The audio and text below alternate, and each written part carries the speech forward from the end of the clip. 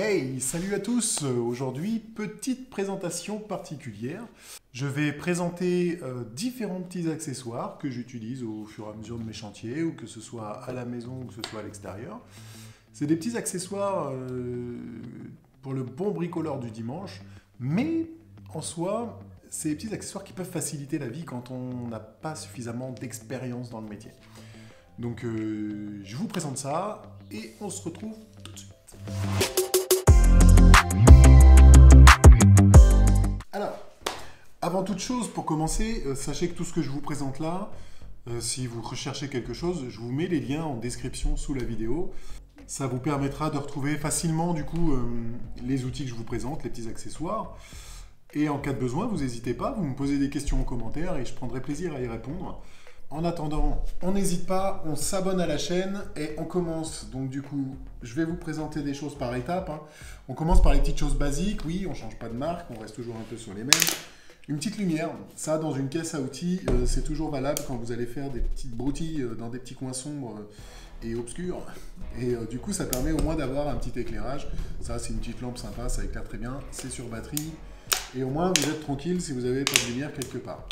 Donc, en premier lieu, une petite lampe, pourquoi pas, c'est plutôt sympa. Ensuite, moi, j'utilise pas mal, du coup, une mini scie japonaise. Alors, c'est une Stanley, mais j'utilise une mini scie japonaise pour la simple et bonne raison, c'est que des fois, j'en viens à faire des coupes. Et si vous êtes comme moi et que vous faites des coupes, vous vous barrez, vous n'avez pas vu, vous avez cassé un petit peu le bout de bois, la petite scie japonaise, ça colle bien au bout de bois, ça permet de recouper directement. Donc ça, c'est pareil, c'est dans la caisse à outils, j'utilise vraiment pas mal.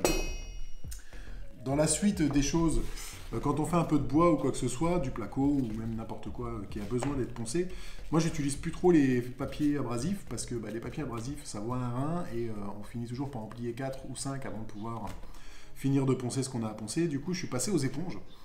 Alors les éponges à poncer, franchement c'est top, c'est presque invincible ce truc. Elles ont été utilisées 15 000 fois, j'ai l'impression qu'elles sont encore neuves. Alors vous en avez différentes formes, vous les avez en éponge carrée comme ça, un petit peu à la Bob l'éponge. Après vous avez les éponges rectangulaires. Fines, pardon. Les éponges fines, elles sont plutôt sympas parce que ça permet vraiment d'être souple. Ça vous permet de passer dans plein de petits endroits. Ces éponges-là, elles sont vraiment uniformes en fait. Pour les déformer, c'est un peu compliqué. Donc du coup, quand vous voulez poncer un placo dans un coin ou quoi que ce soit, c'est nickel. Franchement, ça c'est royal. J'utilise assez fréquemment ce genre de choses. Ensuite, on va passer aux pinces. Les pinces, c'est con à dire. On se dit toujours, ouais, alors ça dans une trousse à outils, dans une caisse à outils, c'est un peu chiant parce qu'il faut se les trimballer. Sauf que quand vous en êtes rendu à devoir fixer des petits bouts de bois à la con sur, là, notamment hier, je suis en train de faire un plafond et je me suis retrouvé à devoir fixer tout seul une planche de bardage sur un support. Et je me suis retrouvé comme un âne avec une seule main à me dire, merde, comment je fais pour tenir la machine? Et dans la caisse à outils, il y a une pince à cliquer. La pince à cliquer, c'est simple, vous l'utilisez. Et c'est à cliquer, c'est magique. C'est le mini, c'est le rara, c'est le miracle. Et du coup, après, sinon, les petites pinces de force, comme ça, c'est plutôt sympa. Alors là, c'est du Wolfcraft, mais vous les avez sous plein de marques différentes. Moi, j'aime bien le côté plastique un petit peu parce que au moins, quand ça tombe par terre, ça casse pas. C'est du plastique rigide, donc ça casse pas comme ça. Donc ça, vraiment, à avoir, alors 1, 2, 3, 4, ce que vous voulez, mais moi, j'utilise souvent ça, donc je les ai toujours avec moi dans les trousses à outils. Ensuite, le mètre ruban. Alors, mètre ruban, mètre à bande, mètre en bois, le mètre pliable, le mètre ce que vous voulez. Moi, j'ai les deux. J'utilise un mètre ruban, j'utilise un mètre pliable. Le mètre pliable, l'avantage, c'est qu'il est rigide. Alors, il n'est pas très précis, il est un petit peu chiant des fois à l'utilisation pour certaines activités, mais il me rend beaucoup de service quand on a des surfaces un petit peu rigides et qu'on a besoin de pousser des petits bouts de plastique ou quoi que ce soit pour pouvoir passer, c'est rigide, donc du coup ça le pousse et ça prend la cote au mur. Et ça, franchement, ça faisait quelques temps que ça commençait à me manquer dans ma caisse à outils, donc j'en ai repris un, et voilà. Donc ça, pareil, mètre ruban ou mètre pliable, ou ce que vous voulez, en bois, en métal, n'importe quoi. Toujours pratique d'en avoir un. Déjà, c'est pareil, ça sert de trusquin en même temps. Quand vous faites vos traits ou quoi que ce soit, vous prenez vos traits, clac, vous avez un trait à 8 cm et ça vous sert de trusquin. C'est un mètre rigide, donc c'est plutôt pratique pour ça. Alors, ensuite, on va rester dans les pinces, du coup. On va retourner un petit peu dans les pinces, je veux dire. Si vous êtes un petit peu comme moi, que les angles, ça vous fait défaut parce que vous êtes un grand bricoleur du dimanche et que c'est mon cas d'ailleurs, et que du coup, des fois, vous avez besoin d'un petit coup de main pour récupérer des angles à 90. Moi, j'ai acheté ça. Alors, tout ce qu'il y a, je l'ai acheté, il n'y a rien qui a été fourni. C'est des petites presses. Alors c'est des petites presses d'angle, c'est franchement utile quand vous faites, alors c'est pas très large d'ouverture, vous voyez, mais c'est franchement utile quand vous faites des cadres ou quand vous faites des étagères à abrasifs notamment, je vous l'ai montré quand j'ai fait l'étagère. Ces petites choses-là, ça dépanne pas mal, ça permet d'avoir vraiment un bel angle à 90. C'est bien serré, donc il ne faut pas des doigts de gamin pour les serrer, hein, parce que le ressort qui est là, il est franchement balèze, et on le pince avec les doigts. Et on clipse ça directement, et pouf, ça se met à 90 et ça fait des chocs épiques. Donc du coup, voilà, moi je l'utilise pas mal, c'est dans ma caisse à outils, parce qu'on ne sait jamais ce qu'on fait. Alors, faut une grosse caisse à outils, hein, parce que si vous vous promenez avec une petite caisse à outils, vous n'allez jamais pouvoir mettre tout ça. Moi, l'avantage, c'est que j'ai une grosse caisse à outils qui fait à peu près vide 10 kg, 5 kg, et quand elle est chargée, elle doit faire à peu près 200 kg la machine, mais il y a tout dedans, donc c'est chargé. Donc ça, c'est pareil, des petits accessoires à avoir sur soi, c'est plutôt sympa. Après, on est toujours dans le matériel en plastique, hein, mais sur des petits trucs sympas. Donc ça, je l'emmène pas tout le temps, je sais que je le prends fréquemment. Donc ça, c'est des petites presses à champ. Les petites presses à champ, ça se met dans un serre-joint. Donc vous voyez ici, là, vous mettez dans le serre-joint ici, et en fait, ça va venir se clipser dans le serre-joint ici. Le serre-joint, vous allez le prendre en mâchoire sur votre plan de travail, sur la partie que vous êtes en train de faire, et vous viendrez serrer ici. Et du coup, ça va tirer le serre-joint vers l'arrière, mais qui lui est fixé devant, et ça va venir serrer cette partie-là, du coup, sur le champ quand vous avez besoin de le coller. Alors, on s'en sert pas tous les 4 matins. Moi, je m'en suis servi 2 fois. Depuis que je les ai, c'est pas pour le prix que ça coûte, mais au moins, le jour où vous en avez besoin, vous les avez. Alors, ça se vend par 4, ouais, c'est ça, j'ai les 4. Voilà, c'est pas hyper utile, mais c'est un petit accessoire qui peut vous faciliter la tâche de temps en temps. Ça évite de les mettre à l'envers, sur le champ, de mettre un serre-joint. Là, vous pouvez le laisser à plat quelque part et vous servir de ça. Donc ça, c'est pareil, petit truc accessible et très utile. Ensuite, la rallonge de serre-joint, donc toujours chez Wolfcraft. Hein. On a la rallonge de serre-joint. Donc ça, au début, je trouvais ça hyper pratique. Quand je l'ai vu en vitrine, je me suis dit, ah mais il me faut ça parce que j'ai toujours des serre-joints trop courts, j'ai toujours des serre-joints qui ne sont pas assez longs, c'est chiant. Acheter des serre-joints longs, ça vaut juste un rein, un coude, et vous m'avez compris. Donc du coup, je me suis dit, je vais acheter ça. Le seul problème de ce truc-là, c'est que c'est pratique quand ça bloque bien, et ça ne va pas avec tous les serre-joints. Donc des fois, vos serre-joints, ils ne se bloquent pas entièrement dedans, et quand vous serrez, paf, ça l'enlève. Donc, un effet pratique quand vraiment vous n'avez pas le choix. Ça, c'est pas dans la caisse à outils. Moi, j'ai mes pinces, c'est suffisant. J'ai pas de serre-joint dans la caisse à outils. Mais voilà, après, ça reste du plastique. Je pense que ça a été assez mal pensé dans le sens où la résistance qui se fait par rapport à un serre-joint est quand même colossale. Et mettre du plastique dans la résistance d'un serre-joint, c'est un petit peu léger, quoi. Mais après, voilà, ça fonctionne pour les petits serre-joints, pour les petits serrages, il n'y a pas de souci. Ça permet de rallonger quand même de pas mal un serre-joint. Parce que vous utilisez les deux longueurs, ça évite de les croiser, quoi. Donc ça, c'est pareil, petit accessoire sympathique, mais pas obligatoire, quoi. Après, on va rentrer dans les outils de mesure un petit peu, là. Donc les outils de mesure, j'en ai plusieurs. Alors ça se complète, ça se complète. On va dire que ça se complète, très honnêtement. Une équerre, pas d'équerre, mais une équerre. Une équerre Wolfcraft aussi, donc celle-là, bon, je suis un peu déçu parce qu'elle n'est pas d'équerre, mais au moins, si vous avez un petit trait à tracer sur quelque chose ou quoi que ce soit, qui n'a pas besoin d'avoir une grosse précision, on s'en fout un peu, ça marche très bien. Franchement, celle-là, elle est rigide, elle est parfaite, elle peut tomber par terre. Vous avez la petite bordure ici qui permet de bien se clipser sur le bord d'un meuble ou sur le bord d'une planche. Voilà, c'est top. Vous avez les angles qui sont repris, vous avez la possibilité de faire trusquin, vous avez les angles à 45 degrés qui sont repris ici, vous avez un rapporteur, vous avez des petits points. Enfin, très honnêtement, c'est une règle équerre à tout faire un petit peu, et c'est quand même pratique de l'avoir, même si elle n'est pas réellement d'équerre. Alors, l'équerrage dessus, je l'ai testé dès qu'elle est arrivée, je savais d'avance qu'elle n'était pas d'équerre. Ensuite, une équerre 3D. Alors ça, c'est le genre d'outil que je vois pas souvent, parce qu'il n'y a pas beaucoup de monde qui l'utilise, et pourtant, moi je l'utilise souvent, parce que les équerres 3D, c'est des trusquins. Hein. Et un trusquin avec les graduations déjà de marquées, je ne sais pas si vous allez le voir, mais il y a les graduations déjà de marquées, en fait, de 1 à 5 cm, de 0 à 5 cm. Vous avez les angles qui sont pris là, vous avez la même chose de l'autre côté. Et ça, je trouve ça juste top. Je ne comprends pas de ne pas en voir autant sur Internet ou chez les gens quand je vais bosser chez eux. Parce que voilà, vous avez aussi les diamètres des forêts que vous allez utiliser ou quoi que ce soit pour savoir si vous en avez, que vous avez perdu. C'est pas marqué dessus quelle taille de forêt c'est. Vous pouvez rentrer là-dedans, vous avez vos différentes tailles. Et ça, je trouve ça ouf en fait, parce que c'est un trusquin quoi. C'est vraiment génial comme idée. Wolfcraft là-dessus, ils ont bien géré. Donc voilà, vous avez les angles qui sont repris ici, vous avez des angles un peu partout. Ça, c'est dans la caisse à outils. Ça, c'est à prendre en cas de besoin. Vous avez tout ce qu'il vous faut sous la main, quoi. Vous avez une équerre, vous avez une règle, vous avez vraiment tout. Je trouve ça juste ouf. Ensuite, on continue dans les outils de mesure, parce que c'est bien chiant les mesures. Alors, moi, c'est mon gros point faible. Mon gros point faible, c'est quand je prends des cotes. Prendre une cote, c'est facile.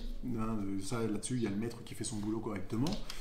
Prendre les angles, c'est toujours un petit peu plus compliqué, parce que prendre des angles propres et précis quand vous faites de la découpe pour que ça s'aligne avec une autre pièce, moi, je suis une brêle là-dessus. Donc, en général, j'essaie de m'équiper avec des outils qui font le boulot à ma place.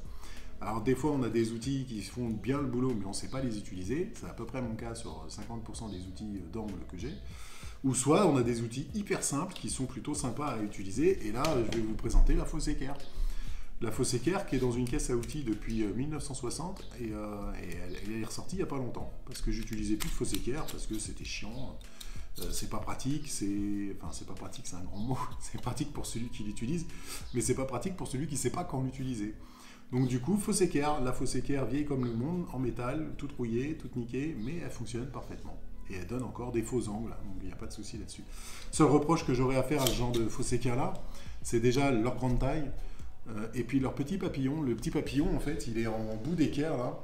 Il est en bout d'équerre, et c'est assez chiant, parce que quand on fait des plafonds, là j'ai fait un lambris il n'y a pas longtemps, et le lambris, quand on le fait, en fait, on est collé au plafond, et on est là avec nos petits doigts à essayer de pouvoir le fermer, parce que nos doigts touchent le plafond. Donc c'est chiant. Donc du coup, qu'est-ce que j'ai fait? J'ai investi dans une autre fausse équerre. Une autre fausse équerre en plastique ce coup-ci, mais une fausse équerre un peu plus pratique. Donc déjà, elle a un tout petit peu plus grande, et elle a surtout un verrouillage qui se fait par le dessous. Donc là, clac, elle est verrouillée. Vous avez les rapporteurs de chaque côté pour le maintien, là, pas les rapporteurs, mais les petits guides. Et en fait, ça permet d'avoir un verrouillage qui se fait par le dessous, tranquillement, clac, il n'y a pas besoin de se faire chier à le visser. Et ça marche plutôt pas mal, donc c'est pareil, c'est Wolfcraft qui l'a fait. C'est un peu léger, c'est un petit peu fragile, il faudrait peut-être pas le faire tomber 2 fois, parce qu'à mon avis, après, ça marche plus. Les vis, à mon avis, ça doit se desserrer aussi un petit peu, mais un petit coup de serrage de temps en temps, ça fait pas de mal. Après, voilà, c'est son petit côté pratique, c'est le côté plastique. Et ça, dans une poche, c'est hyper léger, ça tombe pas, ça fait pas mal quand ça vous tombe sur le pied. Ça, ouvert, quand ça vous tombe sur le pied, c'est une flèche, le truc. Donc, à mon avis, c'est hémorragie directe. Ça vous tombe sur le pied, c'est cassé, quoi. Mais fausse équerre. Important les fausses équerres. Donc là, on va attaquer le gros du sujet. Je vous le dis parce que c'est le genre de choses que je viens d'acheter. Parce que je fais pas mal de parquet un peu à droite à gauche. Et à chaque fois, le parquet, ça me casse les pieds de prendre les angles de travers pour les plaintes, pour ces choses-là. Parce que les plaintes, on les assemble, on se rend compte que putain, il y a un décalage, c'est chiant. Et on est obligé de reboucher, c'est pas très joli. Et enfin voilà. Donc du coup, je me suis dit, je vais acheter quelque chose pour me faciliter la tâche. Alors toujours chez... Ça marche bien. Toujours chez Wolfcraft, c'est une fausse équerre. Je ne sais pas comment ils appellent ça, c'est une fausse équerre pour scie à onglet. Alors si vous êtes comme moi et que vous aimez bouffer vos lames, vous faites la coupe du parquet et la coupe des plaintes à la scie à onglet. L'avantage c'est que ça se fait vite, le désavantage c'est que vos lames elles sont bonnes à décrasser par la suite parce que ça abîme les lames, le parquet. Et bien en fait ça c'est aimanté. Ça se pose sur votre scie à onglet, donc vous prenez votre faux angle, vous prenez votre fausse équerre, clac, ça fait fausse équerre. Vous prenez un angle, quand vous avez votre angle, vous le verrouillez, comme ça. Et ça, en fait, c'est 2 petits aimants. Vous allez le poser sur votre lame de scie à onglet et vous allez la pivoter. Donc elle est en face comme ça en général. Vous allez la pivoter jusqu'à qu'elle atteigne la bordure de votre scie à onglet. Et là, vous avez votre angle parfait pour vos 2 lames, pour vos deux plaintes. Ça, c'est nickel. C'est un super outil, c'est hyper pratique, c'est démontient super bien. C'est une précision plutôt sympa. Après, ça peut servir de fausse équerre. Donc vous avez 2 petits patins ici, là, où il faut appuyer. Et là, dans ces cas-là, vous avez le petit rebord qui s'affiche pour pouvoir la reprendre sur une planche de bois ou quoi que ce soit. Vous avez aussi la possibilité de rallonger les petites baguettes qui sont ici, là. Donc ça, c'est bien. Bon, moi, je m'en sers pas, mais pourquoi pas, hein. C'est là, donc autant l'utiliser, autant le montrer. Donc voilà, c'est une petite fausse équerre en plastoc, mais qui fait bien son job, quoi. Donc ça, à recommander aussi. Alors ça vient en remplacement de pas mal de choses, hein, très honnêtement, les fausses équerres. Bon, vous voyez, j'en ai 3. Enfin, pas trop faut mieux, hein. C'est 3 fausses équerres, quoi. Mais ça dépend des moments. Il y a des moments où on a envie d'utiliser, des moments un petit peu moins. On continue dans le parquet toujours, hein. On continue dans le parquet parce que c'est ce que je fais principalement le plus souvent. Donc là, on va parler d'une espèce de gros bloc, assez lourd, assez con à prendre dans une caisse à outils, mais honnêtement, j'ai du mal à m'en passer, vous voyez. Quand vous n'êtes pas équipé d'électricité quelque part, vous avez une petite scie japonaise, une grande scie japonaise plutôt, mais... Et en fait, vous mettez, donc ça c'est une fausse équerre, que vous rentrez à l'intérieur d'un angle, vous reprenez la cote, vous venez serrer ici. Une fois qu'elle est serrée, elle ne bouge plus. Et vous mettez tout simplement votre plinthe en bout ici, que vous venez prendre avec une pince. Donc moi je la prends avec la pince à cliquer. Vous la rangez ici, clac, vous serrez. Donc là, en l'occurrence, vous serrez.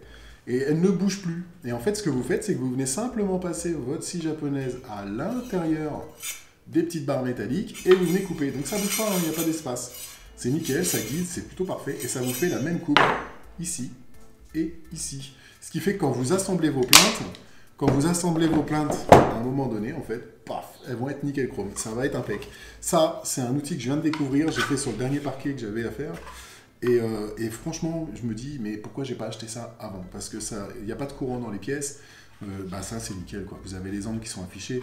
Ça, à prendre. C'est chez Wolfcraft aussi, mais bon, c'est à prendre. J'ai pas de partenariat avec eux, hein. C'est juste que bah, leurs outils, des fois, quand on est comme nous, comme moi, débutants, et qu'on n'aime pas se faire chier, qu'on aime bien acheter des outils pour voir ce que ça donne, et ben voilà, on achète ce genre de choses et on découvre concrètement que c'est plutôt efficace pour nous et c'est sympa. Donc moi, ça, j'utilise assez fréquemment. Ça, si je peux vous le conseiller, c'est pas pour le prix que ça coûte et franchement, c'est top. Ensuite, on continue dans le parquet. Alors, ça, vous connaissez tous, c'est un rapporteur de forme, je ne sais pas comment ça s'appelle. Bon, là, c'est un rapporteur de forme que j'ai acheté sur Internet. C'est ultra pratique, ça prend pas trop de place, c'est tout plat. Et c'est franchement sympa. Parce que quand vous faites les pieds de porte, quand vous faites n'importe quoi avec du parquet, ou même du lambris, ou même ce que vous voulez fixer contre un mur, et ben en fait, ça prend simplement la forme. Donc ça, vous connaissez tous. Ça se verrouille, clac, vous reportez, vous faites un coup de crayon, et ça, c'est réglé. Ça, c'est à avoir quand on fait des parquets, ou du lambris, ou des plafonds, ou des trucs chiants, où il y a besoin de mettre des formes. Alors, ensuite, on est toujours dans le parquet. J'ai ça. Donc ça, pareil, ça vient toujours de notre petit distributeur allemand. Ça, c'est un tire-lame, c'est un marteau tire-lame. Ça remplace concrètement ça et le marteau qui va avec. Alors, le tire-lame manuel, je l'ai utilisé pendant vraiment pas mal de temps. Le problème, c'est que bah, si vous avez le malheur de ne pas mettre une plaque derrière, vous rayez votre parquet. Ça tape, ça fait du bruit, c'est chiant, et ça se tord à chaque fois. Si vous êtes comme moi, que vous tapez comme un bourrin à chaque fois, comme un con, pour tirer dessus, parce qu'on se dit toujours qu'en tapant plus fort, ça va aller plus vite, et que c'est pas vrai du tout d'ailleurs, on a plus de chances de péter le parquet. Et ben en fait, je l'ai remplacé, parce que déjà, les cales, elles font pas long feu en général. Moi, je tape dessus avec un marteau caoutchouc, et les cales, elles se pètent en un rien de temps. Ça a beau être du hêtre, c'est pas assez solide. Donc, je me suis dit, plutôt que de racheter des cales et des trucs à chaque fois, je vais acheter directement un tire-lame. Et bah ça, je l'ai découvert, je connaissais pas, hein. Je l'ai découvert, et franchement, putain, c'est efficace, quoi. Vous mettez, vous avez plusieurs réglages de dimension ici, là, pour votre différent parquet, hein, votre différent sol, en tout cas, vos sols différents. Vous posez ça directement en bordure, pas sur la tétine, et en fait, vous avez juste à... Ça fait du bruit, hein, mais juste ça, paf, et ça renfonce votre parquet correctement quand vous arrivez en bout de mur ou quoi que ce soit, que c'est super chiant à faire. Ça, c'est ouf. Sincèrement, c'est ouf. J'ai testé cette année, ça marche nickel. Alors ensuite, on va parler tout ce qui est les petites boîtes d'accessoires sympathiques. Vous avez vu déjà l'utilisation de cette boîte-là lorsque j'ai fait, je crois, c'était mon établi. C'est des assemblages par vis biaise. C'est chiant à ouvrir, voilà, je te trouve par terre. C'est des vis biaise. Alors ça, c'est le truc qui permet en fait de rendre un petit peu les vis invisibles. Oui et non. Oui et non, quand vous savez l'utiliser, ça va nickel. Quand vous débutez et que vous ne savez pas trop comment ça marche, alors moi je ne suis pas un fan des notices. Hein, en général, les notices, elles sont dans le paquet parce que pour moi, c'est des trucs en plus. C'est pour les autres, hein, c'est pour ceux qui débutent, c'est pour tout ça. Moi je suis débutant et je ne me prends pas le temps de lire les notices. Donc la première fois que je l'ai utilisé, je me suis dit merde, c'est pas possible, ça marche pas. Donc en fait, il y a des utilisations assez particulières. Mais alors par contre, ça honnêtement, quand vous voulez mettre des vis de travers, quand vous voulez mettre des vis biaises, j'ai fait tout ça avec. Hein. J'ai fait ça, j'avais fait cet établi-là dans mon autre atelier. J'avais fait cet établi-là, et bah c'est top parce que ça permet de fixer des vis directement de travers sans que ça se voit, elles sont enfoncées dans la partie du bois que vous voulez mettre, ça passe inaperçu. Et ça, c'est top. Ça, si je peux vous donner un conseil, c'est pareil. Pour de l'assemblage, vous pouvez les prendre. C'est fourni avec une rallonge, c'est fourni avec un fourret de grande taille. Vous avez différentes tailles de vis et vous avez les petits caches qui viennent ici, là. C'est des petits caches-tenons, des tenons, on va dire ça comme ça, qui viennent se mettre dedans, biaise, et ça cache les parties que vous avez trouvées. Franchement, c'est un truc à avoir, quoi. C'est plutôt sympa, c'est plutôt cool à l'utilisation. Et puis vous avez l'impression de faire quelque chose d'un peu plus sérieux que de mettre des vis de travers et puis de se dire la tête elle dépasse, bon c'est pas grave, hein, je suis pas un pro, je suis débutant, et puis terminé. Achetez-vous un truc comme ça, franchement ça coûte pas grand-chose et c'est plutôt sympathique. Ensuite, et bah putain les boîtes, elles sont pas prêtes de s'ouvrir dans le sac. Hein. Ensuite, vous avez une autre petite boîte. Donc celle-ci, ça permet de faire des tourillons. C'est une boîte à tourillons, je crois d'ailleurs. Non, ça s'appelle pas une boîte à tourillons. Et bah ça s'appelle plus qu'une boîte parce que j'ai enlevé l'étiquette comme un âne. Donc du coup, en fait, c'est assez simple d'utilisation. C'est pareil, la première fois que vous l'utilisez, lisez la notice parce qu'il y a des trucs, c'est dans un ordre particulier. Donc concrètement, ça se fixe, je sais plus comment exactement. Bon bref, je sais plus comment ça se fixe. Il y a un sens. Hein. Je crois que c'était comme ça. Putain, je sais plus. Non, ouais, voilà. Merci Internet, je me renseignerai. Mais donc concrètement, en fait, bah, ça, vous le fixez au milieu d'un truc. Vous faites votre trou, vos repérages. Vous mettez une petite pointe dans votre petit trou. Votre deuxième planche par-dessus. Clac, vous venez appuyer un petit peu. La petite pointe qui est au bout vient faire un marquage sur la plaque du dessus. Vous n'avez plus qu'à percer. Mettre votre tourillon qui correspond à la dimension que vous avez choisie, un petit bout de colle et pouf, c'est réglé, on n'en parle plus. Ça, c'est pareil, c'est pas le genre d'outil que vous allez utiliser fréquemment, mais c'est pareil, ça fait partie des assemblages qu'on peut connaître dans la menuiserie, et je trouve ça top. Alors il y a d'autres façons de faire, il y a d'autres tourillons, il n'y a pas que du Wolfcraft, hein. Mais le Wolfcraft, ça reste quelque chose qui est assez pour monsieur tout le monde, que moi je peux acheter, que d'autres peuvent acheter. Et je trouve qu'ils font des efforts sur pas mal de trucs, quoi. Alors, c'est pareil, le gros bordel, c'est le rangement. Comment ça se range? Comme ça. Et en fait, voilà, vous avez des petites boîtes sympathiques, c'est rangé, ça se barre pas en bordel partout.